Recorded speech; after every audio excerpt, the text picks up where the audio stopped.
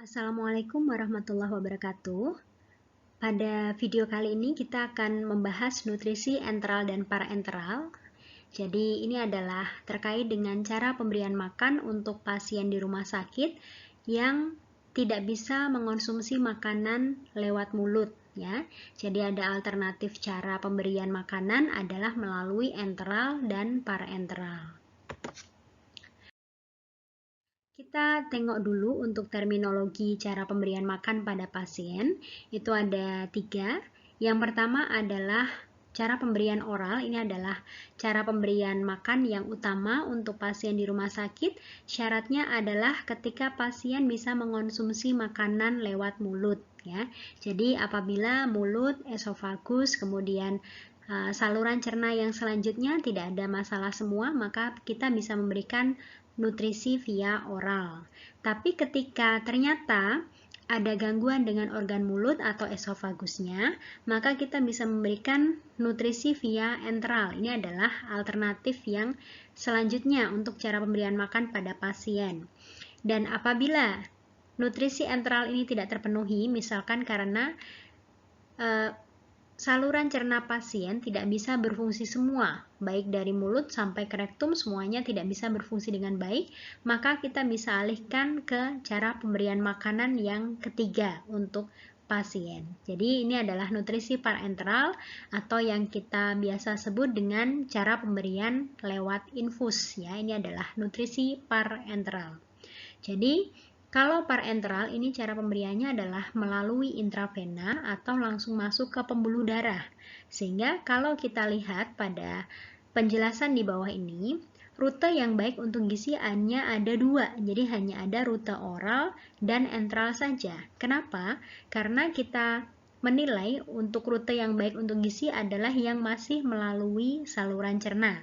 Jadi masih bisa kita gunakan untuk mempertahankan fungsi dari saluran cerna mulai dari mulut sampai ke rektum ya, atau ketika ternyata via oral tidak terpenuhi, misalkan karena mulut dan esofagusnya ada gangguan, maka minimal kita masih bisa mempertahankan fungsi dari organ lambung dan usus ya. Jadi agar fili-fili usus itu masih tetap bisa bekerja dengan baik. Nah, ini adalah rute yang baik untuk gizi. Kita bisa tengok ada 2, rute oral dan enteral. Nah, terkait dengan alasan kenapa kok ada beberapa pasien dengan kondisi tertentu begitu ya yang tidak bisa kita berikan makan lewat oral, itu karena ada problem-problem yang dialami oleh pasien ya. Di antaranya bisa saudara perhatikan pada slide ini. Ini adalah stres metabolik yang pertama ya. Jadi ada stres metabolik, ini adalah peningkatan stres atau kondisi karena adanya infeksi atau kondisi tertentu pada pasien yang membutuhkan dukungan gizi. Ini ada peningkatan kebutuhan energi dan protein dengan jumlah yang besar ya. Jadi ada kondisi starvasi, infeksi, trauma, febris atau demam ya. Ada bedah dan luka bakar. Tentunya ini nanti terjadi peningkatan kebutuhan energi dan protein pada pasien. Kemudian kondisi pasien dipuasakan. Ya, ini nanti resikonya pasien bisa mengalami hipoglikemia dan dehidrasi sehingga akan berisiko mengarah ke kegagalan fungsi organ dan akan berakibat ke mortalitas. Kemudian ada kondisi klinis penyakit. Ini ada abdomen akut ya, ada strangulasi, peritonitis, perdarahan. Nah, kondisi-kondisi ini termasuk ileus juga ya. Ileus ini adalah sumbatan pada ileum. Tentunya saluran cerna harus diistirahatkan total karena ketika diberikan makanan lewat saluran cerna malah justru akan memperberat kerja dari saluran cernanya itu sendiri. Sehingga pada kondisi klinis penyakit ini nanti akan kita bisa berikan dukungan gizinya via parenteral atau melalui infus ya. Jadi nutrisi akan langsung masuk ke intravena. Kemudian terkait dengan tumor, kanker ya, ini nanti akan membutuhkan dukungan gizi dalam waktu yang lama sehingga harus kita berikan bisa melalui enteral maupun parenteral. Kemudian megakolon kongenital ini adalah kelainan pada bayi baru lahir dengan kondisi megakolon ya. Jadi kolonnya membesar sehingga membutuhkan tindakan operasi dan membutuhkan dukungan gizi dengan jangka waktu yang bisa jadi lama, begitu ya, sehingga nanti bisa kita berikan dalam bentuk nutrisi enteral ataupun parenteral. Dan yang terakhir adalah malnutrisi, atau kalau kita sebut di sini adalah protein energi malnutrition. Jadi ini adalah kondisi yang tentunya membutuhkan dukungan gizi. Jadi dukungan gizi itu bisa kita berikan dengan dua cara, yakni ada nutrisi enteral dan nutrisi parenteral. Nah, sekarang pada slide ini akan menunjukkan kepada kita kapan seorang pasien bisa diberikan nutrisi enteral dan kapan seorang pasien bisa diberikan nutrisi parenteral.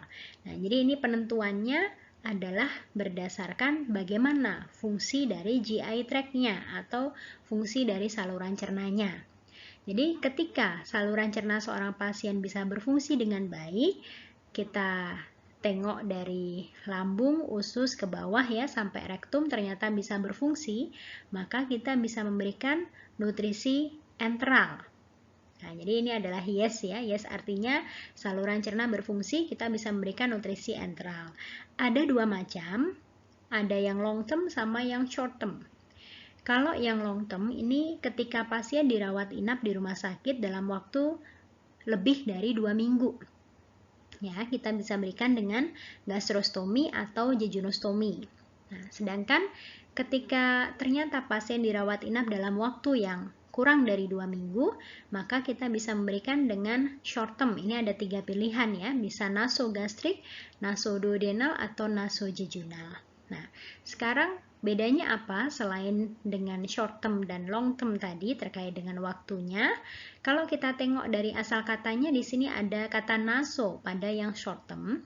Jadi naso itu artinya hidung. Jadi pemberian nutrisi enteralnya nanti lewat selang atau pipa yang dimasukkan melalui hidung, kemudian masuk ke esofagus dan ujung selangnya berakhir di mana? Kalau ujung selangnya berakhir di lambung atau gaster, ini namanya adalah nasogastric tube. Kalau ujung selangnya berakhir di duodenum, ini namanya nasoduodenal tube. Dan kalau ujung selangnya berakhir di jejunum, ini namanya nasojejunal tube. Ya, kemudian kalau yang long term, ini kata kuncinya ada TOMI. TOMI itu adalah operasi ya, jadi tindakan operasi, nanti ada tindakan pemotongan atau reseksi organ ya. Jadi nanti ada tindakan operasi dilakukan di perut, bagian perut, nanti akan ada pemasukan selang atau kateter ya, langsung masuk ke lambung, itu yang kita sebut dengan gastrostomi. Kalau yang selangnya atau pipanya itu langsung masuk ke usus, itu namanya jejunostomi ya. Jadi kalau ada kata tomi di belakangnya, ini berkaitan dengan tindakan operasi yang dilakukan terlebih dahulu.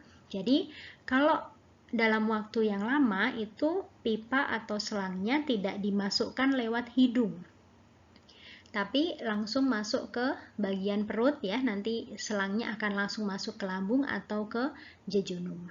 Nah, sambil kita evaluasi bagaimana fungsi dari lambungnya. Kalau lambungnya bisa berfungsi dengan baik, lambungnya bisa berfungsi dengan normal, maka kita bisa memberikan nutrisi standar atau kita kenal sebagai bolus ya. Jadi nutrisi standar ini kandungan gizinya masih kompleks, masih mengandung karbohidrat, protein, lemak, masih utuh semua. Nah, jadi kita bisa membuat sendiri kok untuk yang nutrisi standar ini, misalnya makanan blenderan ya. Jadi blenderized food, kita bisa membuat misalnya campuran dari telur ya, telur direbus dulu, kemudian daging ayam juga direbus dulu, kemudian ada wortel, mungkin bisa jadi ada bayam ya, kemudian dicampur dengan tepung susu. Nah, jadi bahan-bahan tersebut termasuk juga nanti minyak ya, nanti akan di blender menjadi satu. Sebelumnya sudah direbus dulu masing-masing ya, kemudian di blender menjadi satu dengan ditambahkan air, kemudian disaring dan direbus lagi gitu. Itu adalah makanan cair kental yang kita sebut sebagai sonde. Nah, itu kita kenal di sini sebagai nutrisi standar. Jadi nutrisi standar ini masih harus lewat lambung dulu karena harus melalui proses pencernaan lebih lanjut.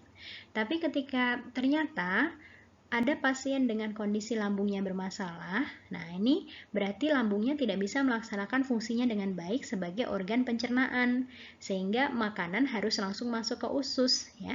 Jadi makanan kalau di sini tertulis adalah formula spesial. Jadi tidak makanan blenderan lagi tapi sudah formula spesial yang sudah mengandung zat gizi yang lebih sederhana. Jadi kandungan gizinya lebih sederhana, bisa langsung diserap oleh usus ya. Jadi ini adalah bisa kita penuhi dari susu-susu atau formula pabrikan atau formula komersial ya, dalam bentuk susu bubuk biasanya. Jadi ini adalah penentuan ketika ternyata lambungnya bermasalah atau tidak gitu. Kemudian sambil kita lihat bagaimana toleransi seseorang atau toleransi pasien tersebut terhadap nutrisi enteral yang kita berikan. Nah, perlu kita ingat bahwa tidak semua pasien itu ketika diberikan nutrisi enteral selalu bisa menerima dengan baik dan menghabiskan nutrisi enteralnya semuanya 100%. Gitu. Tergantung dari beberapa hal, misalkan ada aspirasi ya, cairan muntah lagi atau kembali lagi lewat selang ya, ini adalah aspirasi. Kemudian faktor yang kedua adalah ada tidaknya residu lambung. Nah, jadi belum tentu semuanya pasien yang mendapatkan nutrisi enteral itu ternyata lambungnya berfungsi dengan baik, sehingga nanti akan terlihat dari bagaimana residu lambungnya. Kalau ternyata residu lambungnya masih banyak, berarti makanan tidak tercerna dengan baik sehingga masih tersisa di lambung. Nah, ini berarti harus kita stop dulu nutrisi enteralnya, kita berikan nutrisi parenteral total ya. Jadi berarti lambungnya bermasalah. Atau kita bisa alihkan ke jejunum. Nah, jadi ini adalah cara untuk melihat bagaimana toleransi pasien terhadap nutrisi enteral yang kita berikan. Kalau ternyata toleransinya baik, pasiennya bisa menghabiskan nutrisi enteral yang kita berikan dengan tanda residu lambungnya ternyata tidak ada, cairan yang kita sedot dengan menggunakan spet itu ternyata jernih ya, maka kita bisa melanjutkan nutrisi enteral itu atau kita progres dengan makanan oral ya, ketika pasiennya ternyata sudah bisa mengonsumsi makanan lewat mulut. Nah, jadi ini kalau tidak kita kombinasikan ya antara oral dengan enteral. Atau kalau ternyata pasiennya tidak bisa mengonsumsi nutrisi enteral sama sekali, nah berarti kita progres ya dengan nutrisi enteral total gitu ya. Kalau misalkan kita berikan suplementasi parenteral kok ternyata bermasalah gitu, ternyata tidak cukup, maka kita bisa progres ke total enteral feeding. Nah, ini kalau kita mau memberikan nutrisi enteral. Tetapi ketika ternyata residu lambungnya bermasalah, ya, maksudnya residu lambungnya banyak begitu, dalam artian lambungnya tidak bisa berfungsi dengan baik, ketika ternyata pemasangan jejunostomi atau nasojejunal tube ternyata juga bermasalah, maka kita alihkan ke nutrisi parenteral. Nah, jadi ini adalah nutrisi parenteral atau yang kita bisa berikan lewat infus ya. Ini indikasinya ada ketika ada obstruksi esofagus atau obstruksi usus ya. Jadi obstruksi itu adalah penyumbatan. Kemudian ada peritonitis, ada radang atau inflamasi pada peritoneum. Kemudian intractable vomiting, ini adalah muntah tapi yang berlebihan ya. Kemudian ada pankreatitis akut, short bowel syndrome, dan ileus atau sumbatan pada ileum. Ini semuanya mengindikasikan bahwa pasiennya perlu diberikan nutrisi parenteral. Nah, sama seperti nutrisi enteral, nutrisi parenteral juga ada dua. Jadi ada yang short term, ini yang kurang dari 2 minggu dirawat inap, dan long term, ini untuk yang 2 minggu lebih ya dirawat inapnya. Ini biasanya untuk pasien-pasien ICU ya, pasien-pasien kritis, pasien jantung, stroke begitu. Nah, terkait dengan lama waktu pemberian, ini ternyata pemasangan infus juga berbeda. Jadi kalau yang short term ini kita bisa sebut sebagai peripheral parenteral nutrition. Biasanya dicoblos atau ditusuknya itu di pembuluh darah vena yang perifer, yang jauh dari jantung. Jadi kalau orang dewasa atau lansia dicoblosnya di bagian tangan ya. Kalau bayi itu biasanya masih bisa di kaki, karena kaki juga termasuk pembuluh darah vena perifer. Tapi kalau orang dewasa nggak pernah ya ada infus dicoblos di bagian kaki karena terlalu jauh dari jantung begitu. Kemudian untuk yang long term ini untuk pasien-pasien di ICU karena membutuhkan nutrisi parenteral dalam jangka waktu yang lama, maka dicoblosnya tidak di tangan tetapi di vena-vena sentral. Dicari di vena dekat jantung, biasanya dicoblosnya di bagian dada ya. Jadi dicari vena-vena dekat jantung. Itu adalah central parenteral nutrition. Nah, sambil kita evaluasi, sambil diberikan nutrisi parenteral, kita evaluasi bagaimana saluran cernanya. Kalau ternyata tiba-tiba terdengar bising usus, berarti saluran cerna sudah bekerja, kita bisa memberikan nutrisi enteral kembali. Tapi kalau ternyata dievaluasi sudah lama diberikan nutrisi parenteral tapi tidak terdengar bising usus, maka tetap kita akan memberikan dengan central parenteral nutrition ya. Jadi tetap dipertahankan dengan pemberian nutrisi parenteral total begitu. Baik. Ini adalah gambaran ya bagaimana pemberian makanan baik itu via oral, enteral maupun parenteral. Nah, jadi ini gambar sendok nih. Kalau gambar sendok kita nggak perlu tanya lagi ya. Kalau gambar sendok pasti melalui mulut atau via oral. Nah, kemudian ini yang ada yang makanan enteral. Jadi ini adalah yang pemasangan pipa atau selang. Ini yang naso ya. Naso gastrik. Naso itu hidung, gastrik itu lambung. Tube itu selang. Jadi masuk melalui hidung, berakhirnya di lambung. Ini adalah pipa nasogastrik tube. Nah, lebih panjang lagi, tek. Nah, ini sampai ke duodenum. Ini adalah nasoduodenal tube, ya. Jadi pipanya lebih panjang lagi. Nah, kalau pipanya lebih panjang lagi sampai duodenum, ini yang kita sebut sebagai nasojejunal tube, gitu. Untuk yang TOMI, tadi untuk yang pemberian nutrisi enteral dalam jangka waktu yang lama, ini ada gastrostomi, jadi tidak melalui hidung ya, tapi langsung dilakukan tindakan operasi di sini untuk selang atau pipanya langsung masuk ke lambung, ini adalah gastrostomi. Jejunostomi, selangnya langsung masuk ke jejunum. Nah, ini adalah nutrisi enteral semua. Kalau ada dua gambar botol di sebelah kiri ini ya, ini kita lihat ada dua gambar botol, ini adalah infus, jadi ini adalah partial parenteral nutrition atau peripheral parenteral nutrition. Ini kita lihat ternyata yang dicoblos atau ditusuk adalah vena perifer ya, jadi jauh dari jantung, biasanya di bagian tangan. Kalau yang total parenteral nutrition ini kita nanti akan melihat pasien-pasien dalam kondisi kritis membutuhkan dukungan gizi dalam waktu yang lama. Nanti akan dicoblosnya di vena-vena sentral, vena yang dekat jantung. Jadi venanya lebih lebar diameternya ya daripada vena perifer. Nah, nanti apa indikasinya terkait dengan pemberian infusnya akan kita bahas lebih lanjut di slide berikutnya. Kita bahas terlebih dahulu terkait dengan nutrisi enteral. Jadi, nutrisi enteral atau makanan enteral itu apa sih? Ini adalah makanan yang mempunyai konsistensi cair meskipun dalam suhu kamar, sekitar 25 derajat Celcius ya. Jadi, kalau kita lihat, ini adalah syarat mutlak disebut sebagai makanan enteral. Ya, jadi cair, bentuknya adalah cair. Entah nanti bentuknya cair jernih atau cair kental. Yang penting masih cair konsistensinya, ya, tidak mengental. Karena apa? Karena nanti makanan enteral ini ada yang dimasukkan selang, yang dimasukkan pipa. Padahal pipanya ini kalau untuk makanan enteral kan tidak pipa air, pipa selang air yang kita biasa punya di rumah ya, di kamar mandi itu bukan, tapi ini adalah selang khusus untuk nasogastrik atau nasoduodenal atau nasojejunal yang mana diameternya sangat kecil ya, hanya ukuran milimeter. Jadi nanti kita harus membuat makanan yang bisa masuk ke selang tersebut. Nah, jadi makanan enteral ini bisa diberikan melalui oral.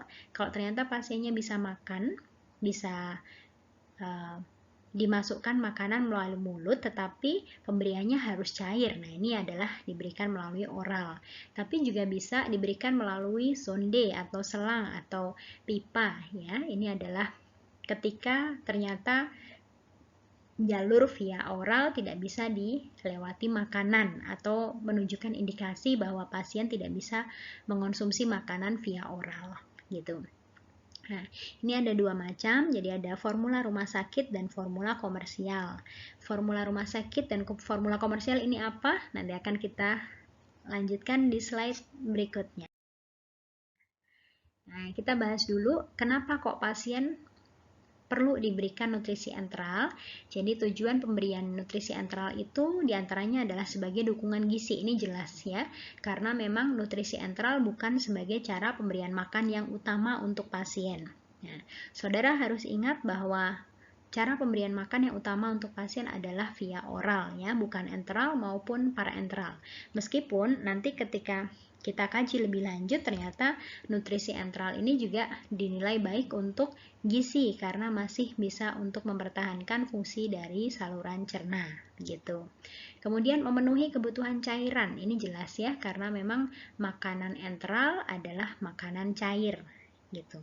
Kemudian kegiatan fisiologi organ tubuh, jadi ini syarat atau indikasi atau pemberian dari nutrisi enteral itu tujuannya adalah untuk menjaga supaya saluran cerna masih bisa berfungsi dengan baik ya, terutama mukosa usus. Nah, jadi ini dijaga supaya fili-fili usus tetap bisa dirangsang untuk bekerja.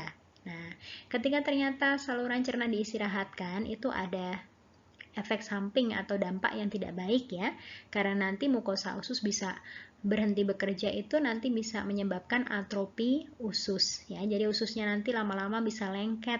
Nah, itu nanti akan menyebabkan komplikasi lebih lanjut kalau ternyata ususnya tidak bisa dilewati makanan sama sekali, begitu ya. Jadi ini adalah tujuan pemberian dari nutrisi enteral. Nah, untuk syarat pemberiannya ini adalah mudah dicerna. Kalau mudah dicerna jelas ya, untuk pasien di rumah sakit semua jenis makanan harus mudah dicerna. Kemudian tidak merangsang saluran cerna. Nah, jadi untuk syarat ini mutlak untuk pasien di rumah sakit, semua jenis makanan tidak boleh merangsang ya. Jadi tidak boleh mencampurkan cabai, tidak boleh mencampurkan merica di dalam makanan yang akan di blender. Ya, itu perlu saudara ingat nanti ya. Kemudian volume dan frekuensi sesuai kondisi pasien. Jadi pemberiannya harus bertahap. Nah, ini nyambung ke syarat yang terakhir sekalian ya. Jadi untuk pemberian makanan enteral untuk pasien, ini kita tidak boleh memaksakan. Kebutuhannya besar, jadi harus diberikan dalam jumlah yang besar, itu tidak bisa. Karena makanan enteral pemberiannya adalah dalam bentuk makanan cair, sehingga mau tidak mau pemberian makanannya harus bertahap ya. Jadi pemenuhan volume dan frekuensi harus menyesuaikan bagaimana kemampuan dari saluran cerna pasien untuk bisa menerima makanan enteral tersebut. Nah, kemudian kandungan gizi ini umumnya 1 kilokalori per cc ya. Jadi kita hitung dulu berapa kebutuhan energi pasiennya. Misalkan ketemu 2000 kilokalori, berarti kita bisa penuhi dari 2000 cc untuk makanan enteralnya. Semakin besar energi per cc-nya, maka makanan cair akan menjadi semakin kental dan sebaliknya. Nanti ketika pemenuhannya ternyata kurang dari 1 kilokalori per cc, maka nanti cairannya atau makanan cairnya itu akan lebih encer daripada yang seharusnya. Nah, jadi itu adalah yang harus kita perhatikan, bagaimana supaya bisa membuat makanan cair dengan kandungan energi 1 kilokalori per cc. Ya, jadi harus kita hitung dulu berdasarkan bahan makanan yang kita gunakan untuk membuat makanan cair. Nah, untuk indikasi pemberian, ini siapa saja yang perlu diberikan nutrisi enteral. Ini adalah pasien-pasien pasca bedah, pasien prabedah yang membutuhkan dukungan gizi ya. Biasanya misalkan pasien mau dibedah kok ternyata dengan kondisi status gizinya kurang, nah ini bisa kita berikan dukungan gizi terlebih dahulu di kondisi prabedahnya ya. Kemudian pasca pendarahan saluran cerna. Nah, kalau kondisi saluran cerna masih ada pendarahan, jelas tidak boleh diberikan makanan enteral. Tapi kalau pendarahannya sudah selesai, maka kita bisa memberikan nutrisi enteral tapi dengan bertahap ya. Jadi tidak boleh dipaksakan harus dalam jumlah yang besar sekaligus gitu. Jadi perlu saudara perhatikan terkait dengan pemenuhannya. Mual dan muntah akut. Nah, ini juga perlu diberikan nutrisi enteral ya, karena jelas kalau diberikan makanan via oral tidak bisa terpenuhi kebutuhan energi dan proteinnya. Kemudian ada diare akut, ini juga memerlukan nutrisi via enteral. Pasien-pasien dengan disfagia atau gangguan dari saraf menelan ya, ini juga nanti perlu diberikan nutrisi enteral karena jelas tidak bisa diberikan makan via oral. Ada pasien dengan pendarahan otak, pasien dengan luka bakar, sepsis ya. Ini adalah infeksi sistemik. Jadi infeksi di seluruh organ tubuh itu namanya sepsis. Nah, ini jelas pasien-pasien seperti ini membutuhkan dukungan gizi. Bisa kita penuhi dari makanan enteral. Transplantasi organ dan pasien koma atau prekoma. Nah, kalau koma atau prekoma kan jelas ya, karena pasiennya tidak sadar kan tidak bisa makan lewat mulut begitu ya. Jadi harus kita berikan makanan lewat jalur yang lain, bisa dengan enteral atau dengan parenteral. Baik, kita masuk ke jenis dari formula enteral. Nah, tadi sudah kita lihat pada slide sebelumnya bahwa formula rumah sakit dan formula komersial ini adalah jenis-jenis dari pemberian formula enteral. Ya, jadi kita lihat pada slide ini, bedanya untuk yang formula rumah sakit dengan formula komersial itu ada di beberapa hal. Yang pertama adalah biayanya dulu. Jadi kalau untuk formula rumah sakit ini biayanya murah, karena memang hanya tinggal memblender beberapa bahan makanan ya, kemudian kita rebus kembali. Nah, itu adalah blender rice food, itu harganya lebih murah dibandingkan dengan formula komersial. Kemudian kebersihan harus diperhatikan, kalau ini jelas ya, karena memang formula rumah sakit atau sonde itu kita olah sendiri di instalasi gizi, sehingga harus memperhatikan bagaimana kebersihannya ya, terkait dengan higien sanitasi personal, higien sanitasi alat, higien sanitasi tempat ya, itu harus kita perhatikan semua. Kemudian takaran lebih fleksibel ya, bisa kita atur sendiri seberapa banyak makanan yang akan kita berikan sesuai dengan kebutuhan pasiennya. Kemudian bisa divariasikan bahannya ya, jadi tergantung bagaimana kebijakan rumah sakit terkait dengan pembuatan dari sonde. Nah, kemudian harus segera diberikan karena kalau makanan blenderan seperti ini tidak bertahan lama ya, paling tidak 2 jam setelah siapkan untuk pasien itu sudah harus dihabiskan. Kemudian untuk yang formula komersial ini jelas lebih mahal ya, karena ini adalah susu pabrikan, harganya mahal tetapi lebih awet karena kan bentuknya bubuk ya, lebih kering sehingga awet untuk jangka waktu yang lama. Biasanya punya ED, punya expired date ya, punya tanggal kadaluarsa sendiri ya. Ini untuk susu pabrikan, susu bubuk biasanya dijual oleh sales-sales ke rumah sakit gitu ya, punya rekanan sendiri. Kemudian kebersihannya jelas terjamin karena memang kalau susu pabrikan kan ada standarnya sendiri ya, ada GMP, Good Manufacturing Practices. Nah, jadi ini untuk kebersihan jelas terjamin. Kemudian kandungan zat gizinya terperinci, jadi biasanya ada label gizi ya, jadi kandungan zat gizi per 2000 kilokalori misalnya. Jadi per 2000 kilokalori itu mengandung karbohidrat, memenuhi karbohidrat sekian persen, protein sekian persen, lemak sekian persen, itu ada semua di situ di label gizinya. Kemudian kandungan vitamin mineralnya lebih tinggi ya, hanya tersedia di tempat tertentu jelas ya, karena ini memang formula komersial dijual di pasaran gitu kan, jadi hanya tersedia di tempat tertentu, tidak dibuat sendiri di instalasi gizi. Vitamin mineralnya lebih tinggi jelas ya, karena biasanya ada fortifikasi untuk formula komersial dan berisi satu macam zat gizi saja. Nah, ini bedanya dengan formula rumah sakit. Jadi kalau formula rumah sakit kandungan gizinya masih kompleks, masih mengandung karbohidrat, protein, lemak masih utuh semua. Kalau yang formula komersial ini kandungannya sudah lebih sederhana ya. Biasanya sudah mengandung MCT, mengandung khusus untuk pasien penyakit hati itu biasanya mengandung BCAA ya, branched chain amino acid atau asam amino rantai cabang ya. Untuk pasien ginjal ini untuk dietnya adalah rendah protein, jadi khusus pasien ginjal ada yang susu khusus rendah protein itu namanya Nefrisol ya. Ada untuk pasien DM ada Diabetasol seperti itu. Jadi itu adalah formula komersial ya. Nah, ini adalah contoh-contoh dari formula komersial. Ini tentunya adalah merek ya, Dek ya. Jadi untuk Peptamen, Ensure, Prosure, Hepatosol, Nefrisol, Entrasol, ini bentuknya semuanya susu bubuk, dijual, diproduksi oleh pabrik dan dijual di pasaran ya. Jadi tidak diproduksi sendiri oleh instalasi gizi. Nah, tentunya masing-masing merek ini memiliki kelebihannya sendiri-sendiri. Jadi untuk pasien yang seperti apa? Nah, misalnya Peptamen, Ensure, Prosure ini tinggi protein, tapi tentunya tinggi proteinnya beda antara untuk pasien pasca bedah, ya, pasien luka bakar, misalnya seperti itu. Entrasol ini untuk pasien dengan gangguan saluran cerna, Hepatosol ini untuk pasien penyakit hati, Nefrisol ini untuk pasien penyakit ginjal. Nah, jadi punya spesifikasi sendiri-sendiri. Untuk teknik pemberian enteral ini tadi sudah dijelaskan di slide sebelumnya ya. Jadi ada tanpa operasi, ini tentunya yang lewat naso, lewat hidung ya. Tinggal ujung selangnya berakhir di mana. Nah, tadi sudah dijelaskan sebelumnya ya. Ada nasogastric tube, nasoduodenal tube, sama nasojejunal tube. Nah, yang dengan operasi ini untuk yang long term, jadi ini ada gastrostomi, duodenostomi, dan jejunostomi ya. Tapi tentunya yang gastrostomi dan jejunostomi ini yang lebih banyak ya. Kalau duodenostomi ini jarang kita menjumpai pasien dengan duodenostomi gitu. Nah, ini adalah penerapan ya untuk gastrostomi.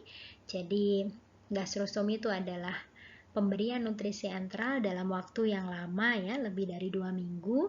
Jadi ini gambarnya seperti ini kalau untuk yang gastrostomi ya. Jadi tidak lewat hidung tapi selangnya langsung masuk ke perut. Ini ujung selangnya masuk ke lambung gitu.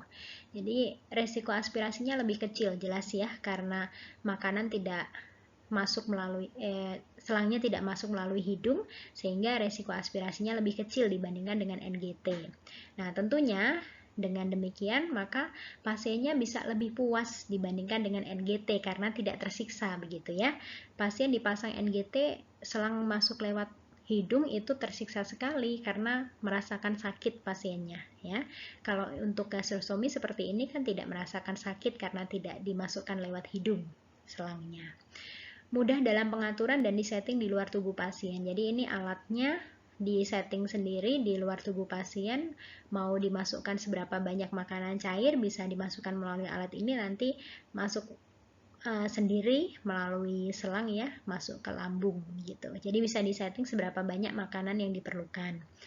Makanan bentuk bolus jelas ya, karena masih melalui lambung sehingga ada proses pencernaan lebih lanjut sehingga boleh diberikan makanan bentuk bolus.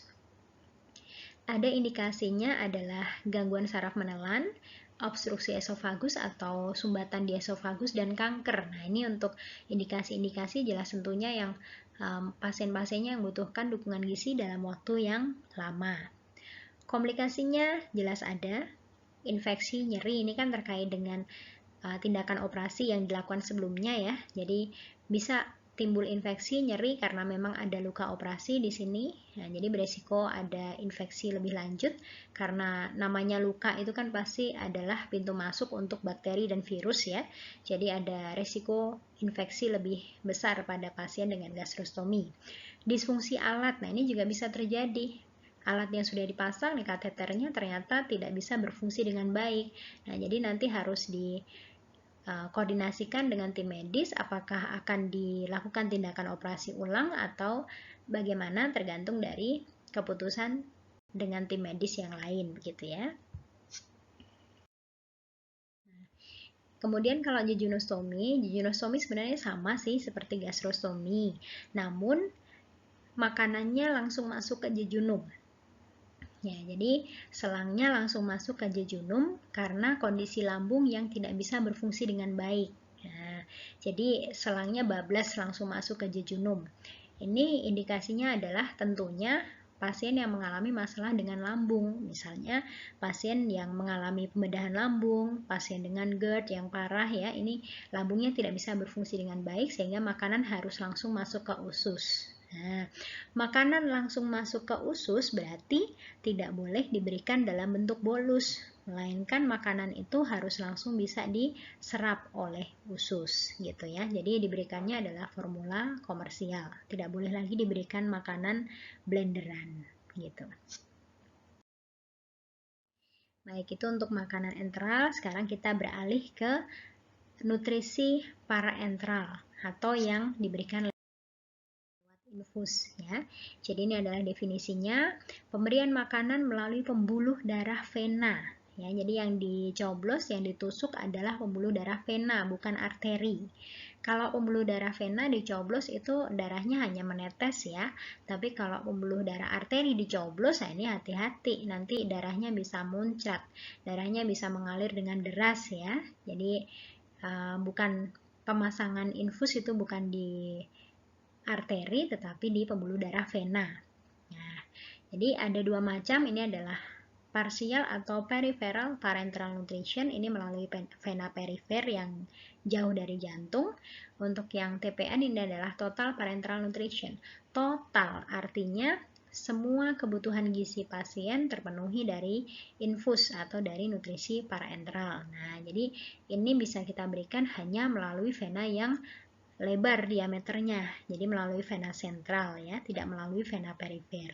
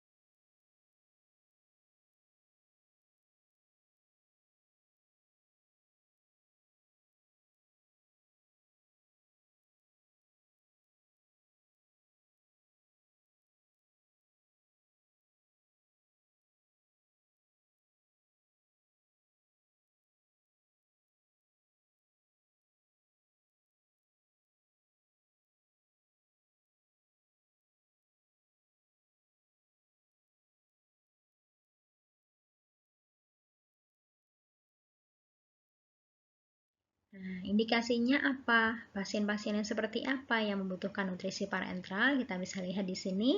Pasien yang tidak mau makan, pasien yang mengalami anoreksia, ya, ini bisa diberikan nutrisi parenteral. Pasien yang tidak bisa makan melalui oral, misalkan ada infeksi di mulutnya, pasien dengan kondisi tidak bisa mengunyah, tidak bisa menelan, nah ini diberikan nutrisi parenteral, bisa. Kemudian pasien yang tidak boleh makan melalui oral terkait penyakitnya yang berbahaya ya, misalkan ada infeksi sehingga tidak boleh makan lewat mulut ya, maka nanti kita bisa berikan dukungan gizi via parenteral. Pasien yang memerlukan dukungan gizi untuk memenuhi kebutuhan. Nah, jadi nutrisi parenteral itu kan tidak harus yang total ya, tapi yang periferal juga bisa. Jadi nanti dikombinasikan Misalkan pasien memperoleh makan via oral tetapi juga dapat infus, itu juga bisa.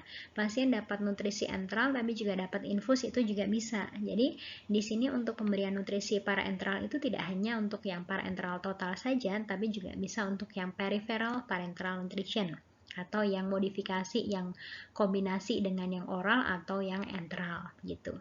Dan untuk penunjang pengobatan ya, jadi untuk memasukkan cairan atau masukkan energi dengan jumlah yang lebih banyak bisa ditambahkan lewat infus, atau memasukkan obat juga bisa nanti lewat infus ya. Jadi ini adalah sebagai penunjang pengobatan. Nah, kemudian bagaimana penerapan dari nutrisi parenteral? Ini tentunya kita harus melihat pasien itu ada di fase apa dulu gitu. Tentunya nanti akan berpengaruh ke infus yang diberikan. Kalau pasien masih dalam fase F ini nama lainnya adalah fase shock. Kenapa pasien dalam fase shock? Nah, kita tahu bahwa shock itu adalah karena otaknya tidak mendapatkan suplai, baik oksigen maupun sari makanan. Ya. Jadi pasien bisa shock itu karena pasiennya mengalami dehidrasi, sehingga volume darah berkurang, pasien mengalami hipovolemia, sehingga oksigen dan sari makanan tidak sampai ke otak, gitu. Sehingga fokusnya pada saat pasien di fase F ini adalah menangani kondisi dehidrasinya terlebih dahulu, sehingga infus yang diberikan tidak ada kandungan energinya sama sekali. Nah, jadi ini adalah cairan resusitasi saja. Bisa kita berikan ringer laktat atau asering atau natrium chloride 0,9% atau sodium chloride ya, sama saja ini 0,9%. Itu semuanya hanya cairan dan elektrolit saja kandungannya. Untuk yang fase flow ini pasien sudah masuk ke fase flow, artinya sudah masuk ke fase katabolik ya, sudah memerlukan dukungan gizi. Jadi untuk infusnya ini diberikan yang cairan nutrisi, ada energinya.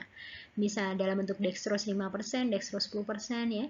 Bisa aminofusin, bisa intralipid. Nah, ini semuanya ada energinya. Bisa KN3A, KN3B begitu.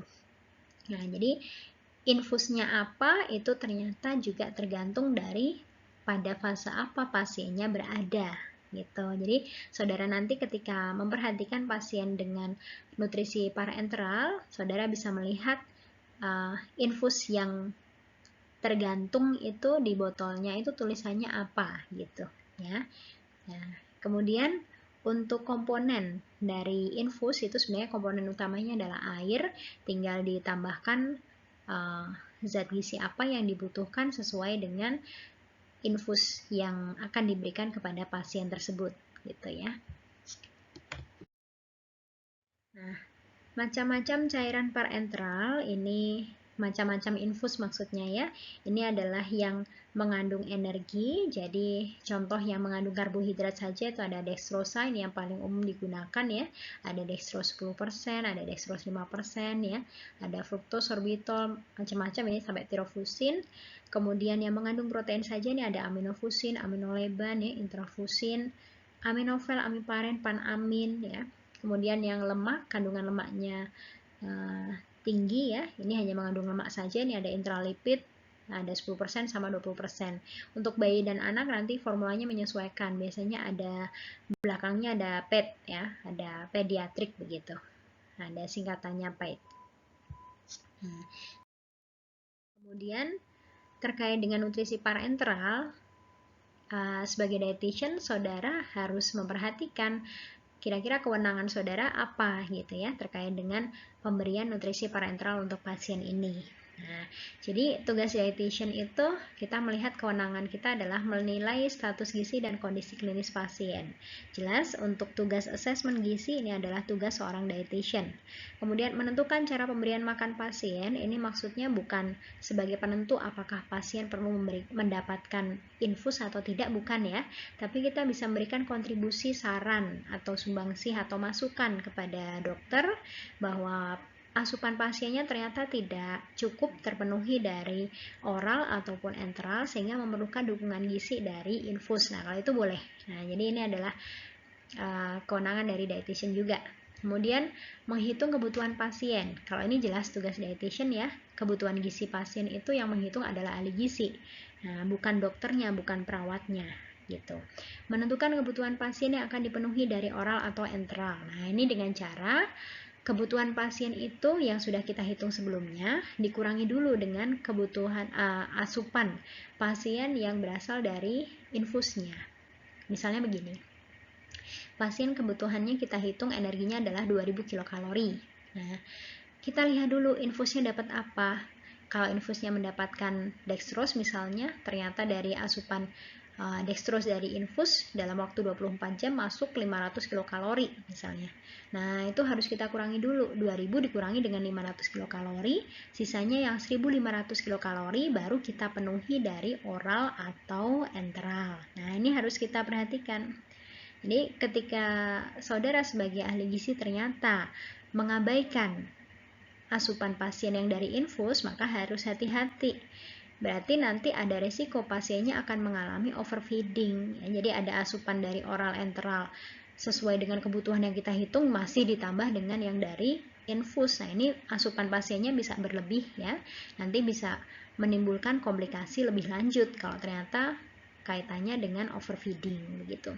Kemudian ada MONEF, ini juga harus kita lakukan sebagai dietitian ya. Jadi harus kita lakukan MONEF karena ini adalah rangkaian dari proses NCP atau Nutrition Care Process gitu.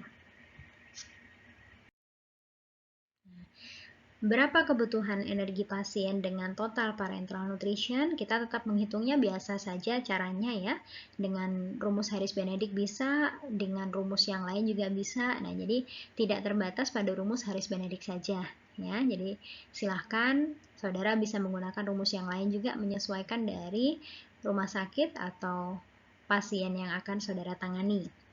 Nah, untuk yang rumus Harris-Benedict ini saudara harus mengingat bahwa rumus Harris-Benedict ini hanya untuk kebutuhan basal saja, artinya tetap harus mempertimbangkan faktor aktivitas dan faktor stresnya.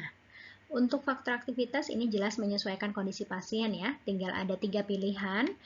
Faktor aktivitas 1,1 atau 10% itu untuk pasien dengan bed rest total, biasanya di ICU atau kondisi kritis ya, itu 1,1 atau 10% dari basal.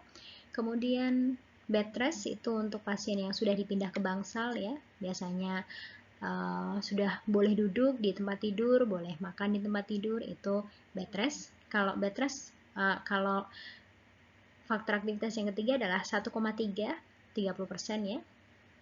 Ini adalah faktor aktivitas ringan ketika pasiennya bisa turun dari tempat tidur dan beraktivitas ke kamar mandi. Itu adalah faktor aktivitas ringan 1,3. Kemudian faktor stres ini jelas menyesuaikan bagaimana kondisi pasien ya terkait dengan penyakitnya. Jika ada infeksi atau inflamasi, jelas faktor stres akan lebih tinggi. Tapi ketika ada malnutrisi atau pasiennya dalam kondisi puasa, ini faktor stresnya kita berikan rendah 0,85 sampai 1 ya. Jadi ini tergantung dari bagaimana kondisi pasien per individu pada saat kita tangani tersebut. Kebutuhan protein ini jelas tergantung dari stres metabolik ya, tergantung dari bagaimana metabolisme terutama terkait dengan metabolisme proteinnya. Kalau pasien tanpa stres metabolik ini kita bisa berikan 1 gram per kilogram berat badan per hari. Ini untuk dewasa ya. Jadi pada slide ini kita yang kita bahas hanya untuk pasien dewasa. Dengan stres metabolik ini adalah 2 gram per kilogram berat badan per hari ya, atau dengan kata lain lebih dari 1 gram per kilogram berat badan per hari. Boleh 1,2, boleh 1,5, boleh 2 ya. Jadi 2 ini kalau misalkan ada pasien luka bakar ini kan bisa kita berikan 2 gram per kilogram berat badan per hari. Nah, tapi kalau pasiennya anak atau lansia jelas harus menyesuaikan ya. Kalau pasiennya anak, kebutuhan protein per kilogram berat badan per hari jelas lebih tinggi daripada orang dewasa. Ya. Lansia lebih rendah daripada orang dewasa. Jadi kalau lansia itu kebutuhan normal protein per kilogram berat badan kan 0,8. Ya, itu kebutuhan protein normal untuk lansia adalah 0,8 gram per kilogram berat badan per hari. Ketika pasiennya itu membutuhkan protein dengan jumlah yang lebih banyak atau misalkan pasiennya lansia dengan stres metabolik, maka kebutuhan proteinnya bisa kita naikkan sampai 1 gram per kilogram berat badan per hari. Jika diberikan lebih dari 1 gram per kilogram berat badan per hari, maka akan beresiko menurunkan fungsi ginjal pasien. Nah, ini yang harus kita perhatikan juga ya. Jadi jangan sampai dengan kita memberikan protein tinggi malah justru akan merusak ginjalnya pasien gitu. Kebutuhan lemak kita bisa penuhi 25% sampai 40% dari total kebutuhan energi per hari. Dan hati-hati kalau pemberiannya lebih dari 60% dari total kebutuhan energi per hari, ini bisa menyebabkan ketoasidosis ya. Jadi malah justru nanti akan menyebabkan komplikasi lebih lanjut pada pasien dan bisa menurunkan kesadaran karena adanya penumpukan dari benda-benda keton. Nah, ini yang perlu kita perhatikan ya. Jadi jangan sampai kita berikan lemaknya terlalu tinggi. Nah, lemak juga tidak boleh terlalu tinggi. Lemak juga tidak boleh diberikan pada kadar trigliserid lebih dari 400 mg per dl. Nah, jadi tidak diberikan dengan kebutuhan 25% sampai 40% pada pasien dengan hipertrigliseridemia. Jadi nanti bisa kita berikan kurang dari 25%, misalkan kita berikan 20% saja untuk pasien dengan komplikasi trigliseridemia, gitu ya. Kadar trigliseridnya lebih dari 400 mg per dl. Untuk kebutuhan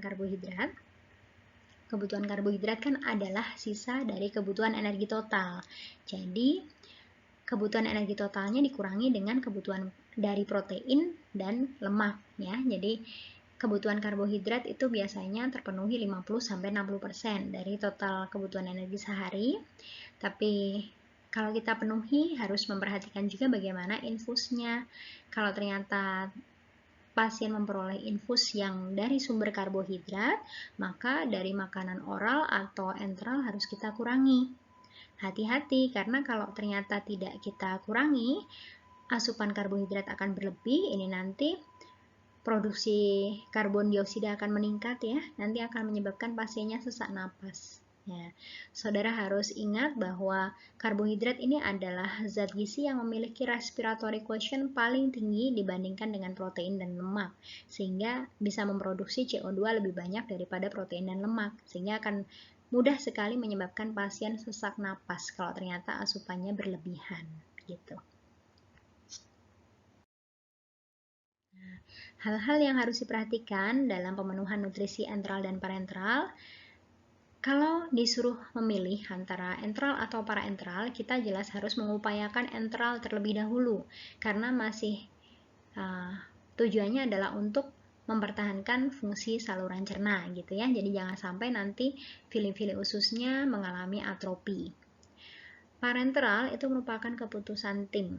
Nah, jadi bukan satu individu saja yang menentukan, tapi ini adalah keputusan dari tim pemberi asuhan pasien ya. Jadi penentu utamanya jelas dokter ya, tapi ahli gizi atau dietitian boleh memberikan saran atau masukan terkait dengan bagaimana pemberian nutrisi enteral untuk pasien tersebut.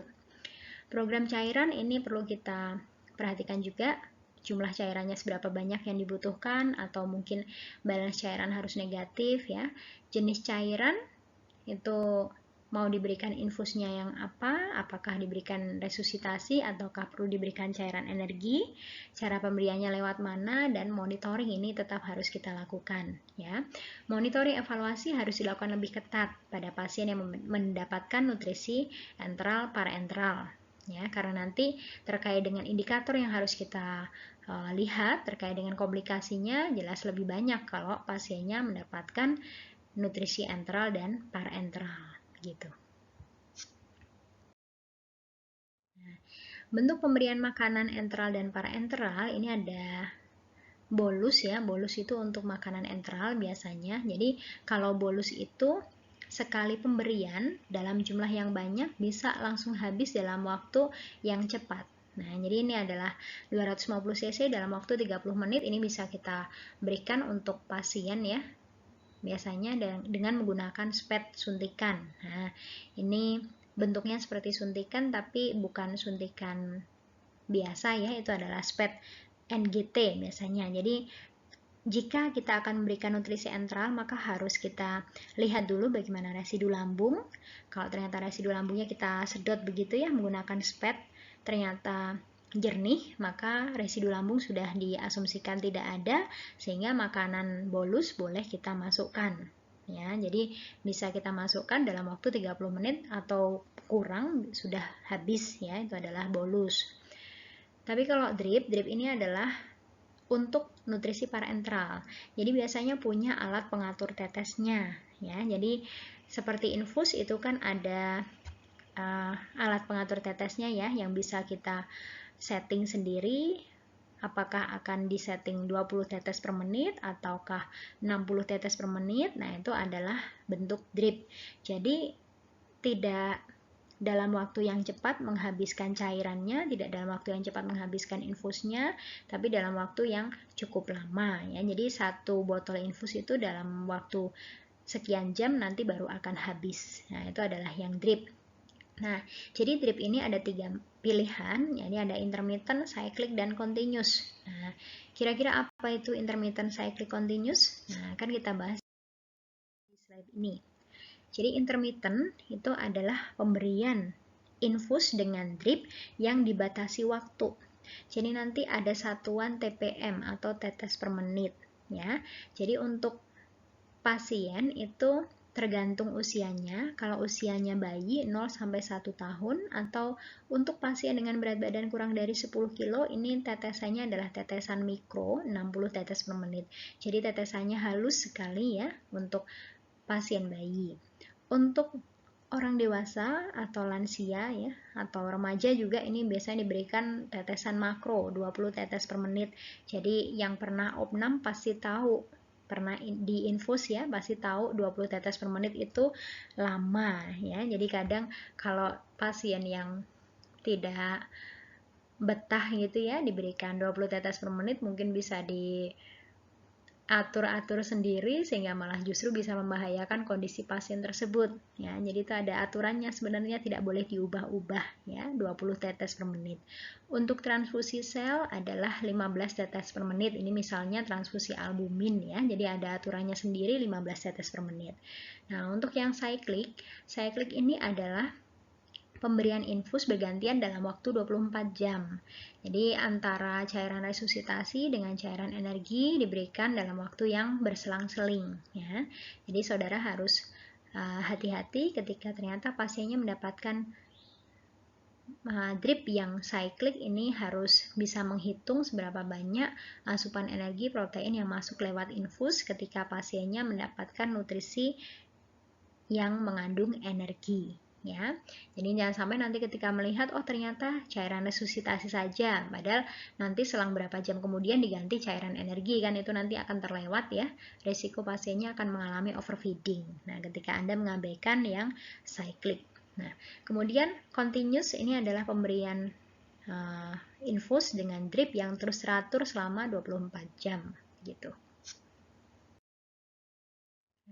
Terkait dengan pemberian nutrisi parenteral, maka kita perlu memonitor indikator-indikator tertentu ya. Ini ada berat badan, asupan gizi, ada fungsi usus, ada glukosa darah, elektrolit, blood urea nitrogen, kreatinin. Ini terkait dengan fungsi jantung dan ginjal ya. Jadi harus hati-hati, tidak boleh lebih dari normal. Kemudian fosfor, tes fungsi hati, kalsium magnesium serum, transferin, ya, nitrogen urin, dan albumin serum. Ini semuanya harus kita monitor ya. Selama pasien dirawat inap harus dimonitor terus. Kemudian komplikasinya adalah bisa hiperglikemia, bisa hipoglikemia, bisa uremia prerenal, kemudian ada gangguan fungsi hati, gangguan cairan elektrolit, defisiensi mikronutrien, dan bisa timbul sesak napas. Nah, kira-kira itu untuk materi terkait dengan nutrisi enteral dan parenteral. Kurang lebihnya mohon maaf, dan mungkin saudara bisa mencari pembahasan lebih lanjut terkait dengan nutrisi enteral dan parenteral dari sumber referensi yang lain ya. Terima kasih. Assalamualaikum warahmatullahi wabarakatuh.